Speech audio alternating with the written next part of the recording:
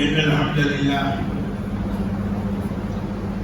والصلاة والسلام على رسول الله وعلى آله وصحبه أجمعين ومن تبعهم بإحسان إلى يوم الدين. فأعوذ بالله من الشيطان الرجيم. بسم الله الرحمن الرحيم. يا أيها الذين آمنوا لا تخونوا الله والرسول وتخونوا أماناتكم وأنتم تعلمون. وقال النبي صلى الله عليه وسلم لا دين لمن لا أمانة له. رواه أحمد في مسنده بسند صحيح.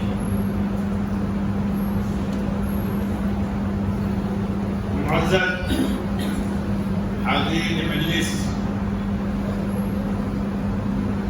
نوجوان دوستوں، دینی و ملی بھائیوں، عزیز بچوں اور اسلامی ماں اور بہنوں، اللہ رب العالمین کی توفیق ہی میں کہوں گا اور اسی کی توفیق سے سارا کام انجام آتا ہے۔ آج ایک روز متفق مجید کے بعد شیموگا میں حاضری کا موقع اللہ رب العالمین نے عنایت فرمایا۔ ایک مدت گزر گئی، مسجد کی جب بنیاد پڑ رہی تھی تو اس وقت میں آیا تھا۔ یہاں الحمدللہ جوانوں کی ایک ٹیم بہت اچھی تھی جو دعوت کے کام میں مصروف تھی۔ حالات کے ساتھ ساتھ لوگ آتے جاتے رہتے ہیں، بدلتے رہتے ہیں، لیکن الحمدللہ ٹیم کا کام ابھی انجام پا رہا ہے۔ آج آپ لوگوں نے جو حافظ اللہ سے تلاوت سماعت آپ نے فرمایا ہے وہ سورہ انفال، اور سورہ انفال سے پہلی کچھ آیتیں تھیں، اور سورۃ البراءہ آپ نے سنا۔ یہ ان دونوں صورتوں کی بہت ضروری ہے کہ تفسیر بیان کی ہے۔ آیتیں آپ جی پڑھ رہے تھے۔ آج یہ پہلا واقعہ ہے اس سال کا، اور لاک ڈاؤن میں ہمارے یہاں تو نماز باجماعت ہوتی ہی نہیں تھی 2 سال۔ گزشتہ سال آخری دنوں میں کچھ ہوئی تھی۔ پہلا موقع ہے آج کہ ہم نے قرآن کو اطمینان کے ساتھ سنا ہے اور سارا مطلب اور سارا معاملہ واضح ہو۔ اللہ رب العالمین حافظ صاحب کی صحت کا فرمائے۔ اور چھوٹا سا لڑکا تھا، جب میں آیا کرتا تھا کبھی بہت محبت سے کہتا تھا بھائی پڑھ لو پڑھ لو۔ اللہ تبارک تعالیٰ نے اسے دل سے نواز دیا۔ بہت بہترین قرآن دل میں اتر جانا۔ کاش کہ آپ لوگ اگر سمجھتے یہی دونوں صورتیں ہیں کہ اہل حدیث کے علاوہ دوسرے لوگوں نے ان دونوں صورتوں کو بیچ دیا ہے۔ کہنے ہم جہاد کے تعلق سے کوئی بات نہیں کریں گے، اس کے تعلق سے کوئی صورت کی تبلیغ نہیں کریں گے، ہم صرف دین کی بات کریں گے۔ دین میں یہ دونوں صورتیں، دین کی تبلیغ میں یہ دونوں صورتیں بڑی اہمیت یہاں ہیں، بہت اہم صورت ہے۔ اس کا ترجمہ بھی ہونا چاہیے، اس کی تشریح بھی ہونی چاہیے، اور صرف رمضان میں نہیں، رمضان کے علاوہ بھی ہونی چاہیے۔ الحمدللہ میں نے جو ایک آیت انتخاب کیا ہے سورۃ الانفال کی آیت ہے، حافظ صاحب کی زبانی سنا دی، اسی آیت کو میں 10-15 منٹ میں سمیٹ لوں گا انشاءاللہ، کیونکہ آپ تھک گئے ہیں۔ دین کے کام میں تھکاوٹ زیادہ آتی ہے، پانی زیادہ لوگ پیتے ہیں، اللہ اکبر۔ لیکن اگر یہی کام کھیتی باڑی میں کریں گے، تجارت میں کریں گے تو آرام سے کریں گے۔ لیکن آج الحمدللہ شکر والوں نے بہت محنت سے سنا ہے، مجھے بہت تعجب ہے کہ اتنی سکون اور سکینت کے ساتھ آپ قرآن کی تلاوت حافظ صاحب کی زبانی سماعت سکتا ہے۔ بہت اچھی خبر تھی۔ شیموگا کی مسجد خالی ہو جائے گی نہیں تو میں سنتا تھا اس کو بگلور میں بھی سنائے. بگلور میں 2 ایک قاری ہیں بہت مشہور ہیں اور عالم بھی ہیں, الحمدللہ یہ بھی لڑکا عالم ہے. تو بگلور والے بہت پسند ہیں انشاءاللہ, ایک دم پکی بات بتا. میں یہ بتا رہا تھا, آج اسی کی تفصیل کریں گے. اہل ایمان سے اللہ رب العالمین نے خطاب کر کے فرمایا, ایمان والو اللہ اور رسول کی امانتوں میں خیانت نہ کیا کرو, اور آپس میں بھی تمہیں ایک دوسرے کی خیانت امانتوں میں آئے. اور تم خوب جانتے ہو امانت میں خیانت کسی کے نہیں. جب بھی لفظ امانت بولا جاتا ہے اور اس کے ساتھ خیانت کا جب استعمال ہوتا ہے تو اکثر لوگوں کا ذہن جاتا ہے کہ اس نے کسی کا مال ہڑپ کر لیا ہوگا, کسی کی جائیداد لکھوا لیا ہوگا, کسی کو کچھ مار دیا ہوگا, اس کی تجارت میں کچھ کر دیا ہوگا. عام طور پر یہ ذہن میں بات جاتی ہے. تو یہ امانت میں خیانت ہو رہی, کسی کا مال لے لینا, کسی کی جائیداد کو اپنے قبضے میں کر لینا, ہڑپ کر لینا, تو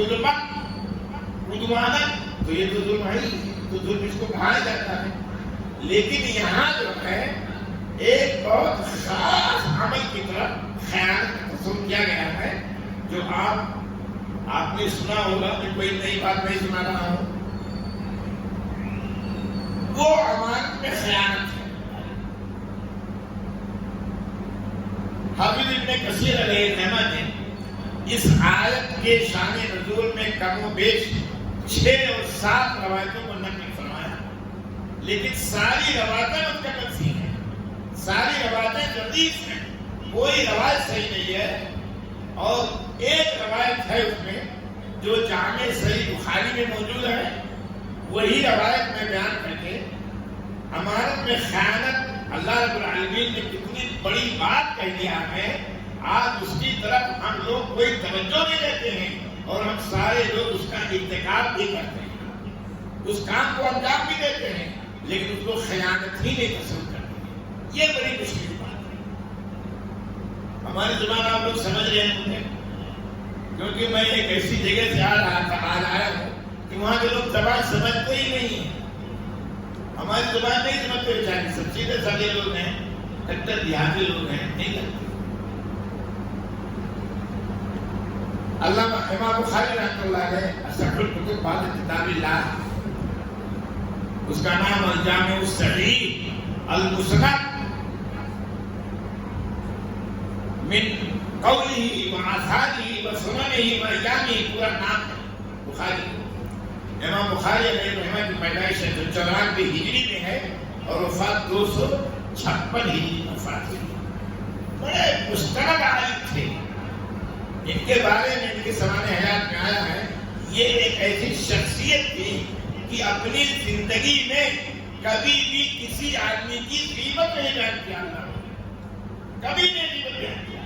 آج اللہ نے اسی کی برکت میں الجامع الصحیح پوری دنیا کی ہر جگہ مسلمانوں کی اللہ کی کتاب کے بعد مستند کتاب مانی جاتی ہے. یہی وجہ ہے کہ انہوں نے ہر کام پر اس کو ترجیح دیا. دنیا کو ترک کر دیا, شادی کو ترک کر دیا, دنیا کی مصروفیت سے الگ ہو کر کے آپ نے اس کتاب کو باقاعدہ جمع کیا ہے 2 صدی ہجری میں. اور ہر حدیث کے اوپر آج ہم 8 رکعت تراویح پڑھتے ہوئے تھک جاتے ہیں, لیکن ہر حدیث پر ان میں روایتیں بے شمار روایتیں ہیں. ہر حدیث پر 2 رکعت نماز پڑھ کر کے تب جا کر کے اس کو کتاب کیا لکھا ہے. تو اس میں جو روایت صحیح ہے وہی میں بتا رہا ہوں. ٹائم ختم ہو گیا, ٹائم کی پابندی ہمارے یہاں آئے بھی, آپ لوگ تھک بھی جاتے ہیں. لکھا ہے کہ ایک بدری صحابی, انہوں نے اللہ کے رسول کی امانت میں خیانت کر دیا. ارے خیانت کے تصور کو نہیں کیا. آپ جانتے ہیں سن 8 ہجری میں اللہ کے رسول صلی اللہ علیہ وسلم نے ایک میٹنگ بلائی. مسجد نبوی ایک پارلیمنٹ ہوتی تھی, مسجد نبوی جیل خانہ بھی ہوتا تھا. مسجد نبوی میں سارے مشورے انجام پاتے تھے. مسجد نبوی میں فیصلے ہوتے تھے. مسجد نبوی کے فیصلے سے لوگوں کو حد قائم کیا جاتا تھا. مسجد نبوی کے باہر کوئی مسجد نبوی کی حیثیت تھی. مسجد نبوی میں لوگ سوتے بھی تھے. صوفہ والے جو طالب علم تھے وہی سویا کرتے تھے بیچارے, ان کے پاس کوئی جگہ نہیں تھی. تو انہوں نے جب اللہ کے رسول نے میٹنگ میں, دیکھو اللہ کے رسول جب بھی آپ آخری نبی تھے, آپ کی ہر بات آخری بات. آپ نے اگر مشورے کے بغیر کوئی کام کر لیا ہوتا تو کوئی حل کی بات نہیں تھی. اللہ رب العالمین کہتے ہیں, اللہ رب العالمین نے حکم دیا تھا کہ نبی وَأَمْرُهُمْ شُورَىٰ بَيْنَهُمْ, اپنے معاملات کو مشورے کے ساتھ حل کیا. اور ایک جگہ تو حکم دیا وَشَاوِرْهُمْ فِي الْأَمْرِ, جب بھی کوئی معاملہ ہو تو صحابہ کرام سے مشورہ کر لیا کرو. مشورے سے سارا کام انجام پاتا ہے. مشورے سے پورے سماج کو لے کر کے چلنا پڑتا ہے. اس میں سارے لوگ ہوتے ہیں, ہر کسی کے لوگوں کو ساتھ اچھا برتاؤ کر کے چلنا پڑتا ہے. اللہ کے نبی کو حکم دیا گیا ہے آپ ایک شپ پیدا ہو رہی ہے, میں ہوں بس ختم. تو اللہ کے رسول صلی اللہ علیہ وسلم نے مشورہ کیا کہ اب وقت آ گیا ہے, اب ہمارے پاس اتنی طاقت موجود ہے کہ ہم مکہ کو فتح کریں. صحابہ کرام تیار ہو گئے, اللہ کے رسول صلی اللہ علیہ وسلم تیار ہو گئے. فوج کی دستہ بندی بھی کر دی گئی کچھ دنوں کے بعد, اور یہ طے پایا کہ مکہ اب فتح ہوگا. اور یہ بھی طے ہوا کہ 17 رمضان المبارک, اسی رمضان المبارک کے زمانے میں ہماری فوجیں مکہ میں داخل ہو جائیں گی. اور یہ بھی دیکھو سب سے پہلی فوج کا دستہ نبی کی نگرانی میں جائے گا. آج علماء کرام صرف تقریر کرتے ہیں, لیکن اگر ان کو آگے کہہ دیا جائے کہ آگے بڑھ کر کے ہاتھ میں چھٹا تھام لو, نہیں وہ اپنے گھر میں بند ہو جاتے. عوام بیچاری کٹ جاتی ہے, مار دی جاتی ہے. اللہ کے رسول نے کہا کہ میرا دستہ سب سے پہلے مکہ میں داخل ہوگا. آپ بھی کمانڈر تھے ایک فوج کے, اور مختلف دستوں میں اس کو بانٹ دیا. اور مشورے میں باتیں ہو گئی کہ اس رات کو آؤٹ نہ ہو دیا جائے, کیونکہ اگر رات آؤٹ ہو گیا تو وہ لوگ بھی تیاری کر لیں گے اور جنگ چھڑ جائے گی, تو ممکن ہے کہ پول کھینچ جائے. اللہ کے رسول نے فرمایا الحرب خداع, لڑائی تو دھوکہ ہے. میدان جنگ میں اللہ کے رسول صلی اللہ علیہ وسلم ادھر جاتے تھے دکھن کی طرف, حالانکہ آپ کا مقصد تھا اتر حملہ کرنا. آپ پورب جاتے تھے, حالانکہ مقصد تھا پچھم حملہ کرنا. تو یہ جائز ہے. اور مجلس میں بات طے ہوگی اس کو کسی کو آؤٹ نہیں ہونا چاہیے. دیکھو امانت میں خیانت, یہ میں کہہ رہا ہوں. آج مجلسیں آپ کی بھی ہوتی ہیں, مشورے آپ کے بھی ہوتے ہیں, باڈی آپ کی مسجد کی بھی ہے, آپ کے مدرسوں کی بھی ہے, آپ کی تنظیموں کے بھی ہے, آپ کی جماعتوں کی بھی تنظیموں کا ہے. لیکن کیا ہے, مشورہ کرتے ہیں جب ہوتا ہے تو کوئی کچھ بولتا نہیں ہے. لیکن جیسے مشورہ ختم ہوا اور مسجد سے باہر نکلے تو تبصرے شروع ہو جاتے ہیں. اے جی وہ تو ایسا ہو گیا, کچھ بولا نہیں کوئی, یہ تو غلط پاس ہو گیا. یہ تمہاری ہمت ہو تو اس کو کہو, دل کھول کر کے مشورہ کرو, اور اس کے بعد مجھے سلامت کرو. بعد میں آپ کو کوئی بھی کلام کرنے کا حق حاصل نہیں. اب معاملہ طے ہو گیا. حاتب ابن بلتع رضی اللہ تعالیٰ عنہ ایک بدری صحابی ہیں. حاتب ابن ابی بلتع, گھڑی لوگ دیکھ رہے ہیں, گھڑی لوگوں کی نگاہیں گھڑی کے اوپر جا رہی ہیں. ارے اللہ کے بندو, 10 سال یا 9 سال کے بعد آیا تو 10 سال میں اگر 5 منٹ ہمارا ہر سال ہر مرتبہ آمد ہوا تو میرا 2 گھنٹہ ہو جاتا ہے. یہ میرا حق ہے, میں اس کو بول سکتا ہوں. لیکن گھڑی پر نگاہیں جا رہی ہیں, میں آپ کے لائف کو تھوڑا بھلائی نہیں. حاتب ابن بلتع رضی اللہ تعالیٰ عنہ نے دماغ میں ایک بات آئی کہ دیکھو مکہ تو فتح ہو جائے گا, لیکن جتنے مہاجرین صحابی ہیں گھر والے ان کے مکہ میں موجود ہیں. اور یہ اصول ہے کہ جب مکہ فتح ہوگا تو جو جس کی جائیداد ہے, جس کا گھر ہے, جس کا باغ ہے, وہ اسی کو ملے گا, دوسرے کو نہیں مل سکتا. تو مکہ کے مہاجرین قریشی لوگ ہیں تو ان کے خاندان کے لوگ وہاں موجود ہیں. اور میں قریشی خاندان کا نہیں ہوں, میرے خاندان کا کوئی آدمی وہاں نہیں موجود ہے. دل میں مال کی محبت پیدا ہو گئی کہ ہمارے مال کی حفاظت کون کرے گا؟ اللہ۔ اور یہ بدری صحابی ہیں۔ بدری صحابی کا معنی یہ ہے کہ 317 لوگوں کو اللہ رب العالمین نے جنت کا پروانہ دنیا میں دے دیا ہے، اور قرآن نے فرمایا میرو باشرکم، اے بدری صحابہ جو چاہو سو کرو، اللہ رب العالمین نے تمہارے گناہ کو معاف کر دیا۔ جنت کی خوشخبری دے دی گئی ہے۔ اب انہوں نے اس بات کو اپنے ذہن میں سوچ کر مال کی حفاظت کے لیے ایک خط لکھا۔ قریش مکہ کے کچھ لوگوں کے پاس احسان کے طور پر کہ میں لکھ دوں گا تو ہمارا احسان ہو جائے گا اور ہمارے مال کی حفاظت کر دیجیے، میں بتا دوں گا کہ میرا سارا فلاں جگہ مال ہے، باغ ہے، اس کی حفاظت کر لو۔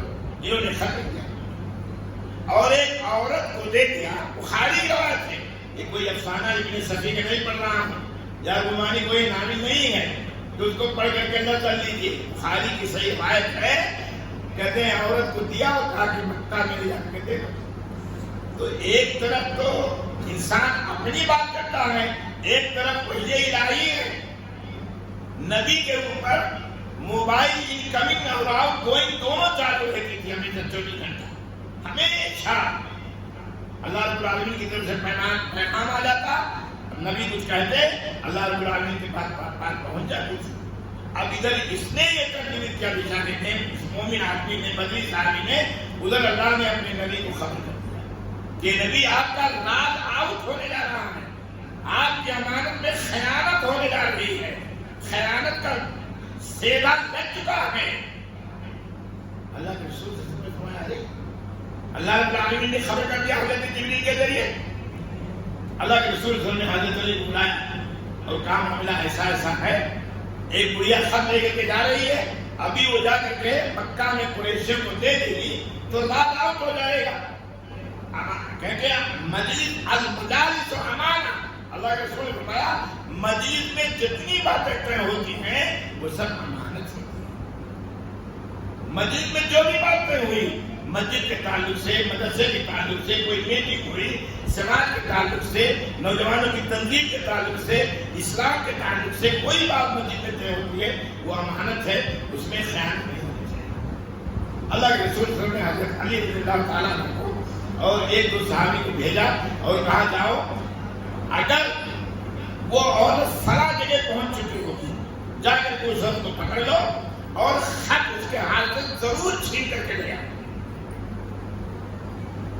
صحابی گئے دوڑتے ہوئے، حضرت علی تھے گھڑ سوار کو مائیں تھے، چلے عورت پکڑی گئی فلاں جگہ پر جہاں اللہ کے رسول نے نام دیا تھا، اسی کے قرب جوار عورت پہنچ گئی، مکہ کے قریب تھا۔ عورت کو کہا کہ ہمیں خط دو، تم ایک خط لے جا رہے تو حاجی بن بلتع رضی اللہ تعالیٰ عنہ کہا نہیں میرے پاس تو کوئی خط نہیں۔ حضرت علی رضی اللہ تعالیٰ عنہ سخت سے کہا خط دے دو، ہمارے نبی صلی اللہ علیہ وسلم نے بھیجا ہے اور یہ بتا کر بھیجا ہے کہ اس عورت کے پاس ایک خط ہے کہ امانت میں خیانت کے تعلق سے بات جا رہی مکہ۔ کہا نہیں میرے پاس کوئی نہیں ہے، تو بخاری میں ہے کہ اس نے جوڑے میں بہت سختی کیا، کہا اگر خطیں آج چلی حاضر مکتوب وَإِلَّا لَعُجَبْ لَدَنَّكَ۔ حضرت علی نے کہا کہ دیکھو مجھے خط دے دو ورنہ میں تم کو ننگا کر دوں گا، خط لینا ہی لینا ہے۔ اب وہ سہم گئی، دو تین اور صحابی تھے، خط نکالا جوڑے سے اور اس کو دے دیا۔ اللہ کے رسول لے کے پڑھا گیا، اس میں جو ہے امانت میں خیانت اس چیز کو سمجھا گیا ہے کہ کوئی بات مسجد میں پاس ہو جائے تو اس کو آؤٹ نہیں کرنا چاہیے، اس کو آؤٹ نہیں کرنا چاہیے، اس کو خیانت کو سوچا کتنی بڑی بات ہے اور کتنی اہم بات ہے۔ یہ کہتے ہیں اللہ کے رسول کے پاس لایا گیا خط اور پڑھا، اللہ کے رسول نے پڑھایا اور وہ خط پڑھا گیا، واقعی قریشیوں کے نام سے وہ خط تھا۔ حضرت عمر رضی اللہ تعالیٰ عنہ بھی اسی میں موجود تھے جب خط پڑھا گیا اور غصے میں آ گئے، تیز میں آ گئے۔ اللہ کے رسول نے فرمایا، اللہ کے رسول نے کہا نہیں حضرت عمر سے کیا رسول اللہ کے رسول مجھے چھوڑیے میں اس کی قتل مار دوں۔ بہت جلالی آدمی تھے۔ اللہ کے رسول نے فرمایا جلدی نہ کرو جی، جلدی مت کرو، یہ بدری صحابی ہے۔ حضرت حاتم نے بتایا اللہ کے رسول میرے معاملے میں جلدی نہ کیجیے، میری بات سن لیجیے۔ تو اللہ کے رسول صلی اللہ علیہ وسلم نے حضرت عمر کو کہا کہ جلدی نہ کرو، یہ بدری صحابی ہیں، اللہ تبارک تعالیٰ ان کے سارے گناہوں کو معاف کر دیا ہے، ایسا نہ کریں۔ چنانچہ حضرت عمر بن خطاب بہت نادی ہوئے بات میں حضرت حاتم بن بلتع نے پورا واقعہ بتایا کہ اللہ کے رسول جتنے صحابی ہیں یہ قریشی ہیں، مہاجرین ہیں، ان کے رشتے دار خاندان والے مکہ میں موجود ہیں، مکہ فتح ہو جائے گا تو ان کو جائیداد مل جائے گی، اور میرے پاس کوئی خاندان کا آدمی نہیں ہے، میں نے امانت میں خیانت نہیں کی ہے، اور اس لیے نہیں کیا ہے کہ آپ کا راز آؤٹ ہو جائے اور آپ شکست کھا جائیں، ایسی کوئی بات نہیں ہے۔ صرف بات یہ ہے کہ ہمارے بیمار کی حفاظت سے بچنے کی کسی بات ہے، اس کے علاوہ کوئی بات نہیں ہے۔ تو اللہ کے رسول صلی اللہ علیہ وسلم نے سمجھا دیا اور کہا کہ نہیں کوئی بات نہیں ہے، حضرت عمر کو ڈانٹ دیا۔ حدیث میں آتا بخاری کے بعد میں اس کے بعد میں حضرت عمر نے جب قتل کرنے کا ارادہ کر لیا تھا، جذباتی آدمی تھے، جلدی اٹھ گئے تھے، کہتے ہیں بہت ہوئے ایک بدری صحابی کے بارے میں میرا گمان اس قدر غلط ہو گیا کہ میں مارنے کے لیے تیار ہو گیا، جبکہ اللہ رب العالمین نے ان کے گناہوں کو معاف کر دیا ہے۔ کہتے ہیں معاملہ ختم ہو گیا۔ تو اس حدیث کو بیان کرنے کا مقصد یہ ہے، اسی کو اللہ تعالیٰ نے اسی وقت آیت میں فرمائی کہ ایمان والو اللہ اس کے رسول کی امانت میں خیانت نہ کرو، اور آپس میں بھی ایک دوسرے کے مال میں، ایک دوسرے کی جائیداد میں خیانت نہ کرو۔ اگر آپ نے کسی کو کوئی بات بتا دیا ہے، آپ نے راز کی بات بتا دیا ہے، آپ سے لاکھ دشمنی ہو جائے، اس کی ذمہ داری یہ ہے کہ اس راز کو کبھی فاش نہ کرے، اس راز کو۔ لیکن ہمارے یہاں اس کو اسلحہ بنا لیتے ہیں، اس کو تلوار بنا لیتے ہیں، اس کو ڈرواتے ہیں، کیا جی تمہیں معلوم نہیں ہم تمہارا راز جانتے ہیں، ابھی میں کھولوں تمہاری بات کو، اب وہ دیکھا کریں۔ ایسا نہیں ہونا چاہیے۔ امانت کی خیانت یہ بھی ہے، کوئی مسجد ہو، کوئی مدرسہ ہو، مسلمانوں کی کوئی سوسائٹی ہو، کوئی جماعت ہو، ہماری جماعت ہو، ہماری جماعت میں مشورے ہوتے ہیں، مشورے ہونے کے بعد خیر تک پیغام پہنچانا یہ ہمارے لیے امانت میں خیانت تصور ہے۔ ایک بدری صحابی کا اگر امانت میں خیانت ہو سکتا ہے تو ہمارا بدر اولا ہوگا، کیونکہ بدری صحابی کے مقابلہ میں ہمارا کوئی مقام نہیں۔ اس لیے کسی بھی بات کو کبھی بھی مسلمانوں کی آج کا معاملہ یاد کر، اس کی پاسداری بہت زیادہ ضروری ہے۔ ہندوستان میں جو ماحول اس وقت ہے اور کم و بیش پوری دنیا کا ماحول یہی مسلمانوں کے خلاف ہے، ایسے وقت میں چاہیے کہ مسلمانوں کو سوشل انجینئرنگ کریں اور نہایت ہی عقل مندی کے ساتھ، ہوشیاری کے ساتھ اپنے راز کو راز رکھ کر کے دشمنوں کا مقابلہ کریں، اور ان کے ساتھ کبھی بھی اللہ اس کے رسول کے اپنے ساتھ کھڑ کے نہ کریں۔ یہ آج کی موجودہ زمانے کی بہت بڑی ذمہ داری کی بات ہے۔ اس لیے ہمارے نوجوانوں کو اس میں آگے آنے پڑے گا، نوجوانوں کی ٹیم تیار ہونی پڑے گی، اور اس کے لیے جہاد کرنا پڑے گا۔ جہاد کا مطلب یہ نہیں ہے کہ نام سن کر کے چل جاؤ، ہے کہ نہیں؟ جہاد کے آگے تو مکی آیتیں ہیں، وجاہدہم جہادا کبیرہ قرآن نے فرمایا کہ محنت کرو، زیادہ محنت کرو دین کو پھیلانے میں، دین کی تبلیغ میں، دین کی نشر و اشاعت میں۔ ایک ٹیم تیار کرو، اور وہ ٹیم تمہاری ایسی ہو کہ تمہارے جمعیت اور جماعت کی ذمہ داری کو نبھا سکے۔ اور اس میں آج جو جماعت و جمعیتوں کا حال بہت برا ہے، بہت برا ہے۔ ہر آدمی اپنے اپنے میں ہر مست ہے، اور ذمہ داری کا بہت زیادہ عہدہ لینا چاہتا ہے۔ میں ہوں۔ ایک آدمی کو میں نے ڈانٹا، آدمی بول جلدی کہا جی تمہیں میں نے بولتا، کیوں تم میں نے بولتا؟ یہ بولو کہ جماعت نے کیا ہے، ہم نے کچھ نہیں کیا ہے۔ جماعت کو مضبوط کرو، جماعت کے ساتھ اچھا دکھا کرو، جماعت کو جو امیر ہو اس کے ساتھ بے وفائی نہ کرو۔ امیر کو بدل سکتے ہو، اس میں کوئی برا نہیں ہے، لیکن حرص کی وجہ سے نہیں، دشمنی کی بنا پر نہیں، کسی عداوت کی بنا پر نہیں۔ کوئی چیز اگر غلط کرے تو امیر کو بدلا جا سکتا ہے۔ امیر اللہ کے رسول صلی اللہ علیہ وسلم کے بخاری کی روایت یاد آ رہی ہے، لیکن ٹائم ختم ہو گیا، اس لیے اس کو نہیں بتائیں گے، اس کو رکھے رہیں گے۔ کبھی جب موقع ہوگا، جیسے ہر سال کے بعد 10 سال کے بعد آ جانا ہے، جیسے کبھی دعا کرو اللہ تعالیٰ سے، اور ہماری صحت بھی خراب ہوتی ہے۔ جوانی میں آیا کرتا تھا، بہت زیادہ جوان تھا، آج تو جسم کے اعتبار سے بہت ضعیف، لیکن عقل کے اعتبار سے آج بھی جوان ہوں الحمدللہ، اور جوانوں کی تنظیم میں باہر حصہ لیتا ہوں۔ जवानों की तंजीम को आगे बढ़ाता हूँ, जवानों को हिम्मत दिलाता हूँ कि तुम आगे बढ़ो और हम तुम्हारे साथ हैं। ये एक आज कोशिश करना पड़ेगी। आज माहौल का हालात हादसा का जायजा लेना पड़ेगा। आज लोग बकवास करते रहते हैं, इलेक्शन में ऐसी ऐसी बातें उल्टी सीधी करते हैं जिससे मुसलमानों का नाम आउट हो जाता है और मुसलमान जालिम के बजाय मजलूम ठहर जाता है। इसलिए ऐसा काम न करो। अल्लाह रब्बुल आलमीन से दुआ करो कि अल्लाह रब्बुल आलमीन हमारे आज के फैसला दे। अल्लाह रब्बुल आलमीन तब तक रखे, ईमान पर रखे और जब हमारा खात्मा हो तो हमारा ईमान पर हो। अकुल कुल हादा अस्तगफिरुल्लाह ली व लकुम व लिसाइरिल मुस्लिमीन वल्लाहु यअलमु मा तस्नऊन व सल्लल्लाहु अलैहि नबील करीम। किसी को कोई सवाल हो तो मैं हमेशा सवाल का जवाब देने की कोशिश करता हूँ। आप अल्लाह से गुजारिश है कि मेरी सेहत के लिए जरूर दुआ करने। आपकी दुआओं ही की वजह से आज मैं चल देता हूँ, फिर देता हूँ। सिर्फ तलबा की दुआओं की वजह से जो भी काम करता हूँ मेहनत से करता हूँ, लगन से करता हूँ, ताकि आवाम का और हमारी जमात और जमीयत बाकी रहे। अफराद आते जाते रहेंगे, अफराद का चिंता मत करो। अच्छे से अच्छे अफराद आएंगे, अच्छे से अच्छे अफराद जाएंगे। वो मामला जारी है, ये अल्लाह रब्बुल आलमीन की सुन्नत है। लेकिन जमात को कभी भी पीछे मत रखो, अपने साथी मफाद को पीछे रखो। कोई हद नहीं, आज नहीं होगा कल होगा, लेकिन ये काम जमात और जमीयत का पहले होगा और इसमें मशवरा दो और कभी भी खयानत ना करो, वरना अल्लाह रब्बुल आलमीन के यहाँ बड़ी मसूलियत हो जाएगी। अल्लाह ताला हमें कहने सुनने हमें की तौफीक अता फरमाए। जब तक ईमान पर रखे और जब हमारा खात्मा हो तो ईमान पर हो।